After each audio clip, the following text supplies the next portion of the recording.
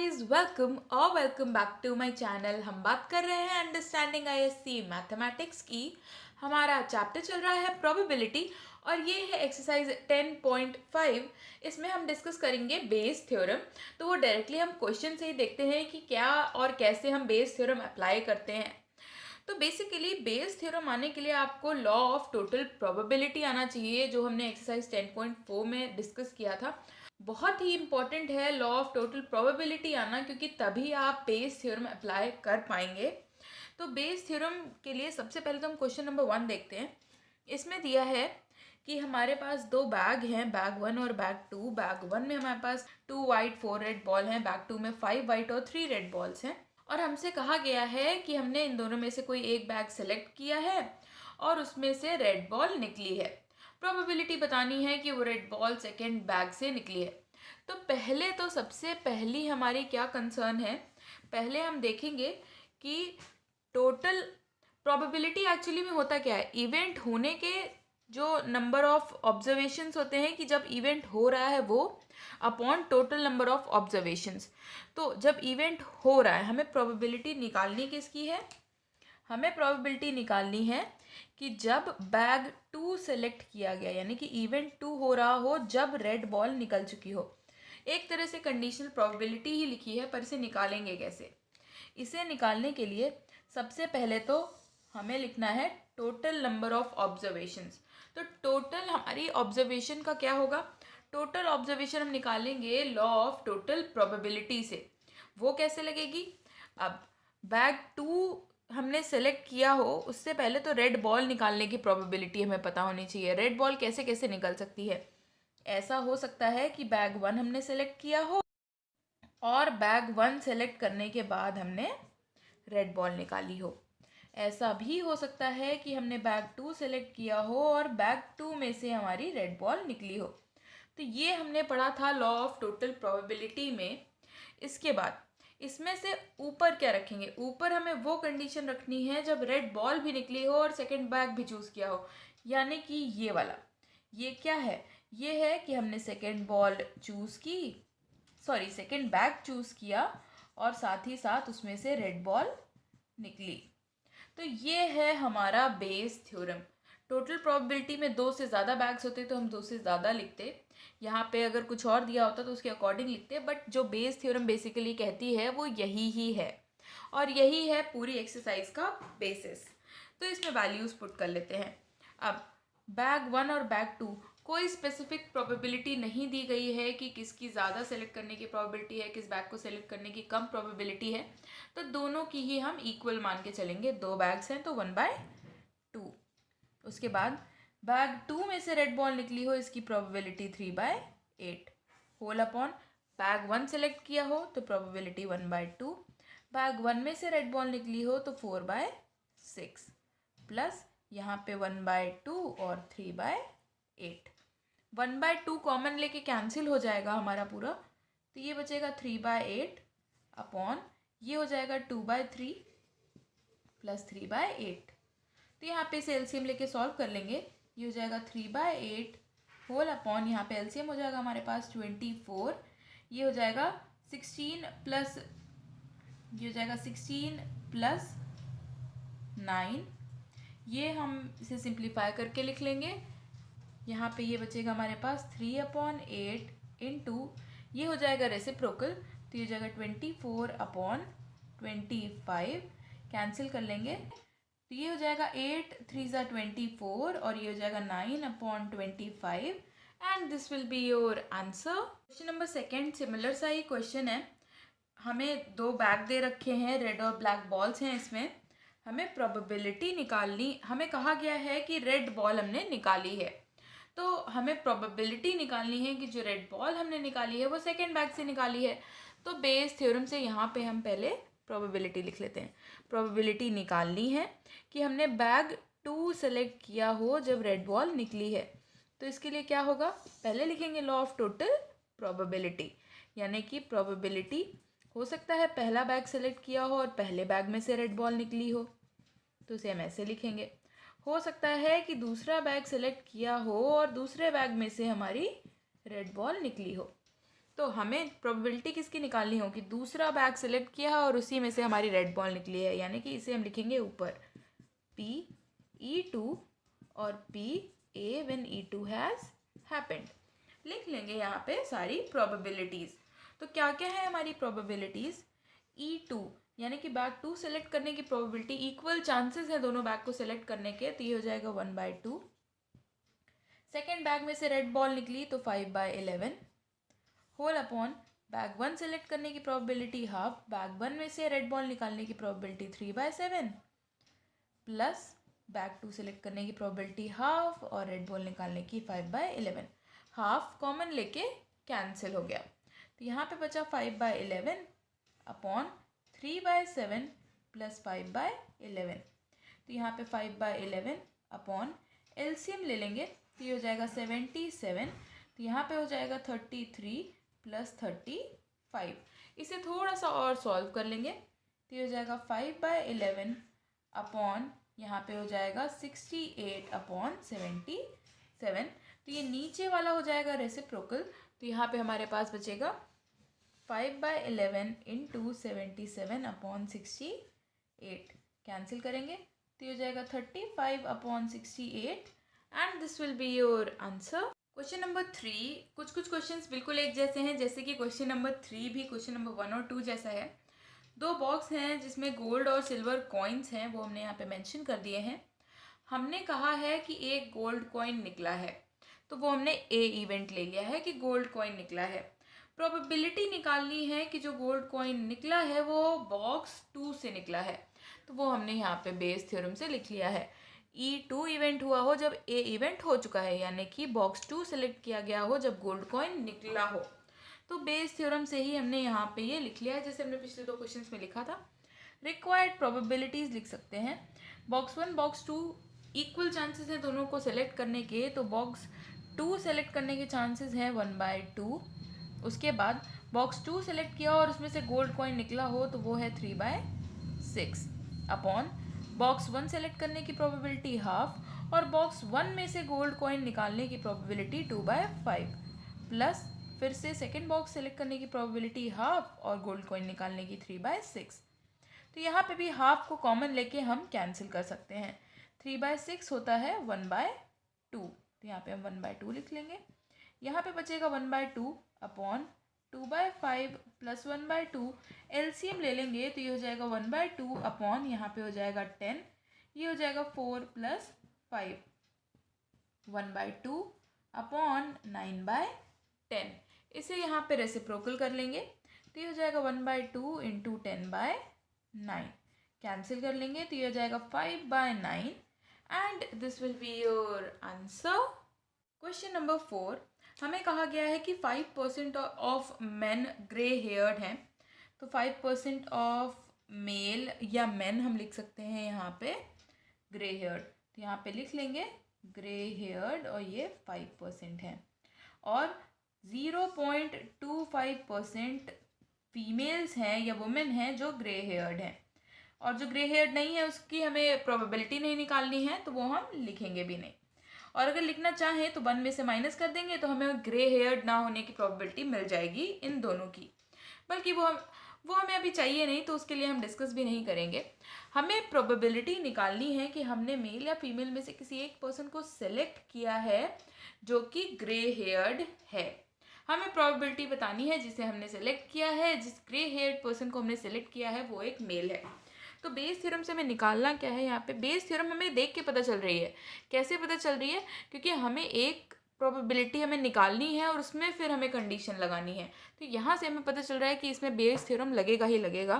Probability निकालनी है कि हमने मेल सेलेक्ट किया हो, यानी कि इवेंट 1 हो रहा हो जब ग्रे हेयर्ड पर्सन हम सेलेक्ट कर चुके हैं। तो यहाँ पे क्या होगा, पहले लिख लेंगे टोटल प्रोबेबिलिटी लिखनी है कि ग्रे हेयर्ड हमने सेलेक्ट किया है।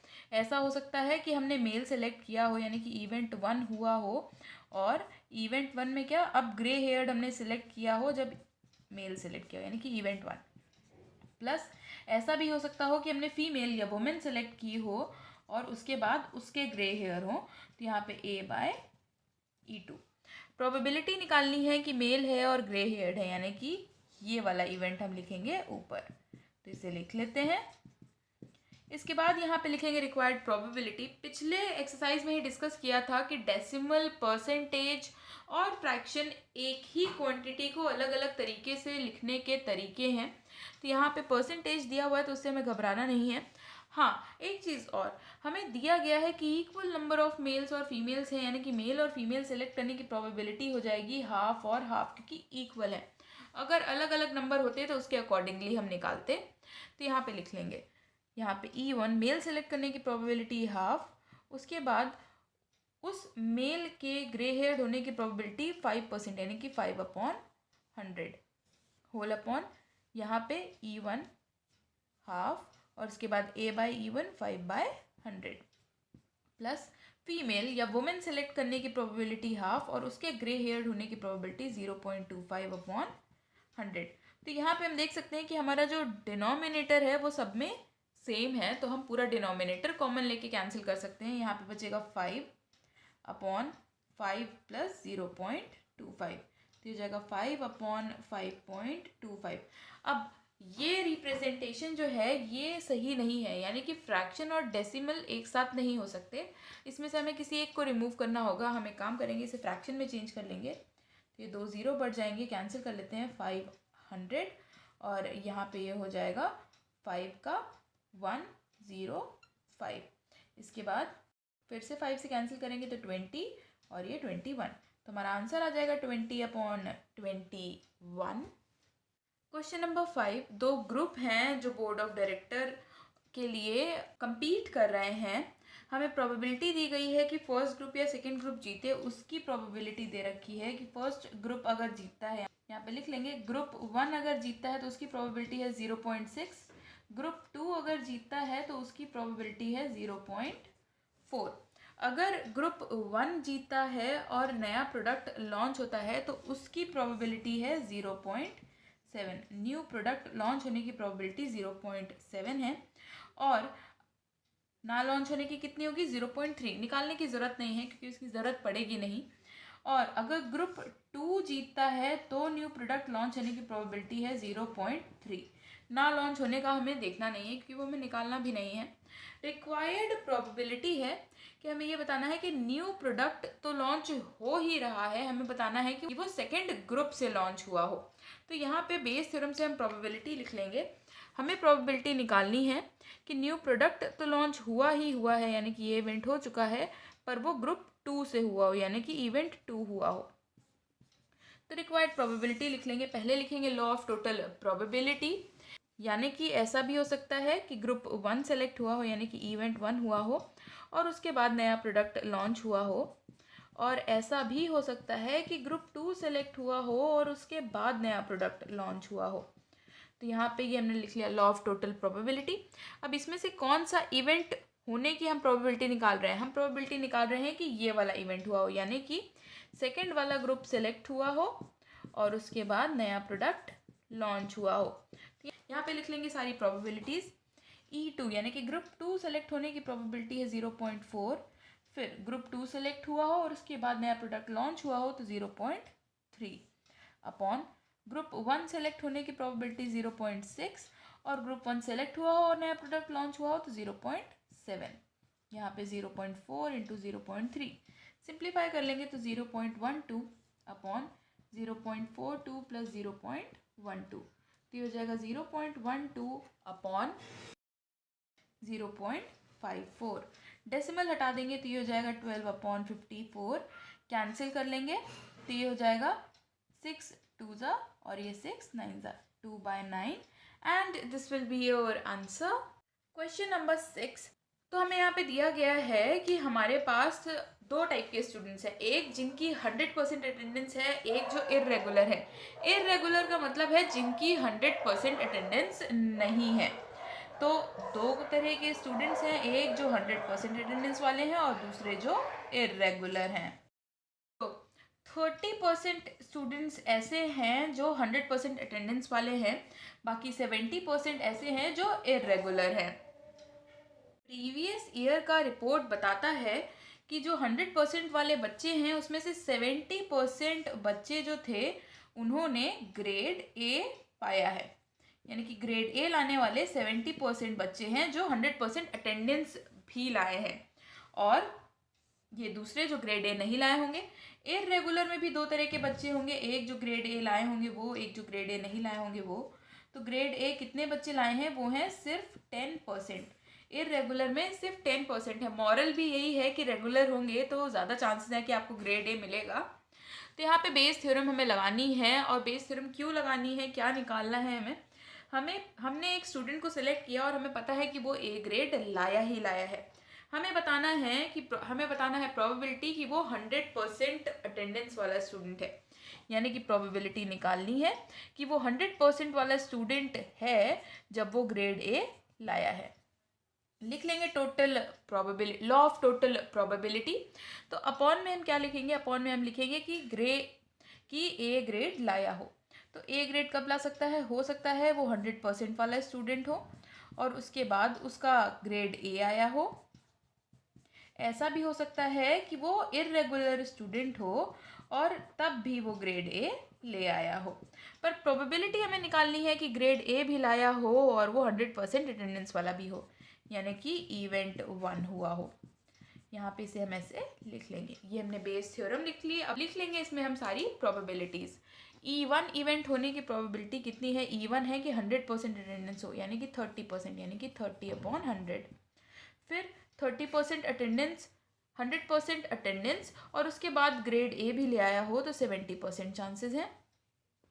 होल अपॉन, फिर यहाँ पे तो ये सेम ही है तो लिख लेंगे 30/100 और यहाँ पे 70/100 प्लस E2 इवेंट हुआ यानी कि इरेगुलर हो स्टूडेंट तो वो है 70% चांसेस इनटू ग्रेड ए ले आया हो वो है 30%।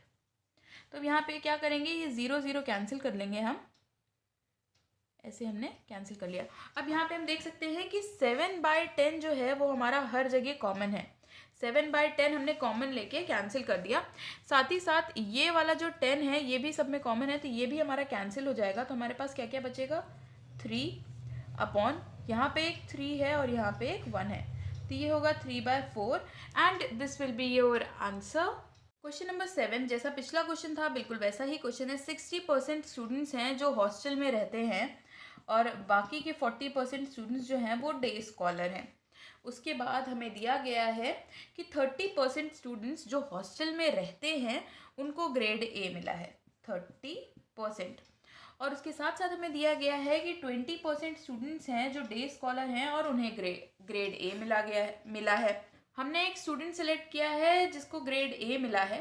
प्रोबेबिलिटी बतानी है कि वो हॉस्टल में रहता है तो यानी कि बेस थ्योरम यहाँ पे हमें लगानी है। बिल्कुल पिछले क्वेश्चन जैसा है, प्रोबेबिलिटी निकालनी है कि वो हॉस्टल में रहता है यानी कि इवेंट 1 हुआ हो जब ग्रेड ए मिल चुका है। तो यहाँ पे लिख लेंगे, पहले लिखेंगे लॉ ऑफ टोटल प्रोबेबिलिटी यानी कि हो सकता है वो हॉस्टलर हो यानी कि इवेंट 1 और उसके बाद उसने ग्रेड ए अचीव किया हो, प्लस हो सकता है कि वो डे स्कॉलर हो और उसे ग्रेड ए मिला हो। हमें प्रोबेबिलिटी निकालनी है इसकी कि वो हॉस्टलर है और उसे ग्रेड ए मिला हो, PE1 और ये PA/E1। आप में से कौन कौन हॉस्टलर है ज़रूर कमेंट कीजिएगा, आप बताइएगा कि आप डे स्कॉलर हैं या हॉस्टलर। तो यहाँ पे इतना हो गया। उसके बाद यहाँ पे हम लिख लेंगे रिक्वायर्ड प्रोबेबिलिटीज़। तो E1 है 60%, फिर 30% कि E1 हुआ हो यानी कि हॉस्टलर हो साथ ही में ग्रेड ए आया हो, अपॉन यहाँ पे E1 यही चीज़ हमें लिखनी है 60/100 और ये 30/100। फिर डे स्कॉलर हो 40/100 और उसके बाद ग्रेड ए मिला हो यानी कि 20/100। तो यहाँ पे हम क्लियरली देख सकते हैं कि हमारे ज़ीरोज़ कैंसिल हो जाएंगे तो कैंसिल कर लेते हैं यहाँ पे।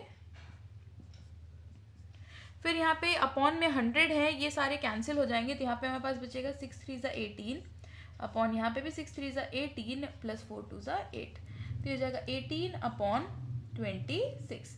कैंसिल कर लेंगे तो ये हो जाएगा 9/13। हमारा आंसर आ जाएगा 9/13 के इक्वल।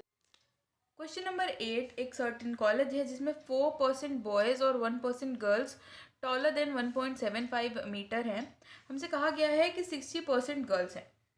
पूरे कॉलेज में 60% गर्ल्स हैं, तो ऑब्वियस सी बात है बॉयज़ कितने होंगे 40%, यानी कि 100% में से अगर हम 60% को हटा दें तो 40% हमें बॉयज़ मिल जाएंगे। इसके बाद हमने एक स्टूडेंट को सेलेक्ट किया है, ये हमें कहा गया है। ये भी हमें बताया गया है कि out of all the boys जो 4% बॉयज़ हैं वो टॉलर देन 1.75 मीटर हैं, तो यहाँ पे लिख लेंगे 4%। और गर्ल्स कितनी टॉलर है 1.75 मीटर से 1%, तो ये लिख लिया। अब हमें कहा गया है कि हमने जिस स्टूडेंट को सिलेक्ट किया है वो टॉलर देन 1.75 मीटर तो है ही है, प्रोबेबिलिटी बताएं कि वो एक गर्ल है। तो बेस थ्योरम से लिख लेंगे। यहाँ पे हम क्या लिखेंगे, हमें प्रोबेबिलिटी निकालनी है। गिवन है कि वो टॉलर है 1.75 मीटर से, यानी कि ए इवेंट हो चुका है। प्रोबेबिलिटी निकालनी है कि वो गर्ल है, यानी कि E2 इवेंट की। तो लिख लेंगे total of probability. Total of probability क्या कि 1.75 मीटर से ज़्यादा हाइट हो, तो प्रोबेबिलिटी वो हो सकता है बॉय, प्रोबेबिलिटी कि बॉय सेलेक्ट किया हो, फिर प्रोबेबिलिटी कि वो टॉलर देन 1.75 मीटर हो, यानी कि ए इवेंट जब इवन हो चुका है, या फिर हमने गर्ल सेलेक्ट की हो और गर्ल जो है वो टॉलर देन 1.75 मीटर हो, तो उसकी प्रोबेबिलिटी। अब हमें क्या निकालना है, हमें निकालना है कि वो गर्ल, हमने जो स्टूडेंट सेलेक्ट किया है वो गर्ल है, तो ये वाली प्रोबेबिलिटी P(E2) और यहाँ पे A when E2 has already happened. लिख लेंगे सारी प्रोबेबिलिटीज़। E2 इवेंट यानी कि गर्ल को सिलेक्ट करने की प्रोबेबिलिटी है 60% और वो टॉलर देन 1.75 मीटर यानी कि 1%, 1/100। यहाँ पे है कि बॉय सेलेक्ट किया हो यानी कि 40% इनटू, अब बॉय टॉलर देन 1.75 मीटर हो तो वो 4%, प्लस ये पूरा यहाँ पे है, यानी कि ये यहाँ पे लिख लेंगे 60/100 और ये 1/100।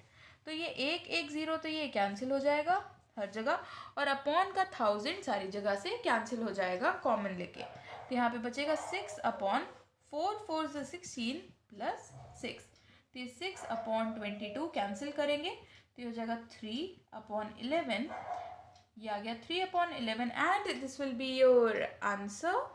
क्वेश्चन नंबर 9, एक कंपनी है जिसके 2 स्कूटर मैन्युफैक्चरिंग प्लांट्स हैं।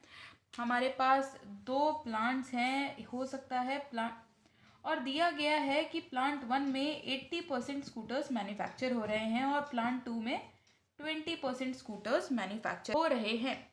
और हमसे कहा गया है कि प्लांट 1 में अगर देखा जाए तो कुछ स्टैंडर्ड क्वालिटी के होंगे, कुछ स्टैंडर्ड क्वालिटी के नहीं होंगे। तो जो 85 आउट ऑफ 100 है, या फिर कह सकते हैं 85% स्कूटर्स जो हैं जो प्लांट 1 में मैन्युफैक्चर हो रहे हैं वो स्टैंडर्ड क्वालिटी के हैं। अगर बात की जाए सेकेंड प्लांट की तो उसमें 65 आउट ऑफ 100 स्कूटर्स जो हैं वो स्टैंडर्ड क्वालिटी के, या फिर कह सकते हैं 65%। हमने एक स्कूटर सेलेक्ट किया, वो स्टैंडर्ड क्वालिटी का है। प्रोबेबिलिटी बतानी है कि वो प्लांट 1 से है, तो लगाना पड़ेगा बेस थ्योरम। लिख लेते हैं, प्रोबेबिलिटी बतानी है कि हमने स्कूटर जो लिया है वो स्टैंडर्ड क्वालिटी का तो है पर वो प्लांट 1 से, यानी कि इवेंट 1 हो रहा है जब ए हो चुका है। तो यहाँ पे लिख लेंगे लॉ ऑफ टोटल प्रोबेबिलिटी। अब स्कूटर या तो प्लांट 1 से हो सकता है या प्लांट 2 से, तो यहाँ के अगर प्लांट 1 से है और स्टैंडर्ड क्वालिटी का है तो इसे ऐसे लिखेंगे, और अगर प्लांट 2 से है और स्टैंडर्ड क्वालिटी का है तो उसे ऐसे लिखेंगे। टोटल प्रोबेबिलिटी में ये सारी चीज़ें बहुत अच्छे से डिस्कस की गई हैं, अगर आपने नहीं देखा है तो आप 10.4 एक्सरसाइज देख सकते हैं।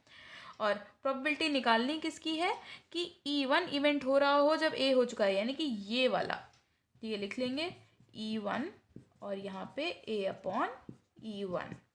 कंडीशनल प्रोबेबिलिटी बहुत यूजफुल है यहाँ पे। अब यहाँ पे प्रोबेबिलिटी लिखेंगे E1 यानी कि प्लांट 1 सेलेक्ट किया हो 80% चांसेस हैं, और उसमें से स्टैंडर्ड क्वालिटी का प्रोडक्ट मिला हो यानी कि 85/100 होल अपॉन, अब ये पूरा यहाँ पे डिट्टो सेम लिखा है तो ये वैल्यू यहाँ पे सेम आ जाएगी 80/100 और 85/100 प्लस E2 इवेंट यानी कि सेकेंड प्लांट सेलेक्ट किया हो इसके चांसेस हैं 20% और उसमें स्टैंडर्ड क्वालिटी का स्कूटर हो तो 65/100।